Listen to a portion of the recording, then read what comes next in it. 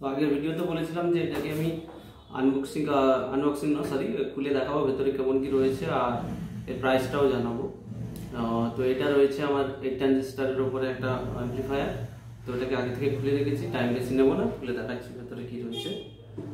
এই হচ্ছে অ্যাম্পলিফায়ার, এই রয়েছে ভেতরে। যারা দেখার দেখে নাও কেমন কি কানেকশন রয়েছে। এইটা আমাদের ট্রান্সফরমার রয়েছে, এটা বোর্ড রয়েছে, আর সামনে কন্ট্রোলার কানেকশন দেখতে পাচ্ছ। আর এই রয়েছে আমাদের 8 ট্রানজিস্টর, 8টা ট্রানজিস্টর দেখা যাচ্ছে কানেকশন। তো এই হচ্ছে আমাদের টোটাল অ্যাম্পলিফায়ার, ঠিক আছে। তো এটা যারা নিতে চাও আমাকে কমেন্ট করো। এর প্রাইসটা হচ্ছে তোমাদের জন্য শুধুমাত্র 1000 টাকা। 1000 টাকায় 8 ট্রানজিস্টর মেশিন, খুব ভালো হবে। ছোট মেশিন, ছোট স্পিকারের জন্য খুব হেভি ভেবে বসো না এটা যে খুব বড় কিছু চালিয়ে নেবে, সেরকম কিছু নয়। তবে যেটা হবে খুবই কম প্রাইসের মধ্যে ভালো কোয়ালিটির হবে। মোটামুটি এর মধ্যে যদি তুমি দুটো 8 ইঞ্চি বাজাতে দাও 60 ওয়াট করে, খুব আরামে বাজবে। 6 ইঞ্চি বাজাতে চাও তাও বাজবে, দুটো খুব ভালোভাবে বাজানো যাবে, কোনো সমস্যা নেই। কোয়ালিটি দেখতে পাচ্ছ। এই হচ্ছে ট্রান্সফরমারের উপরেই নির্ভর করে, এই জন্য বারবার ট্রান্সফরমারটা দেখাচ্ছি। যার পছন্দ আছে নিতে পারো।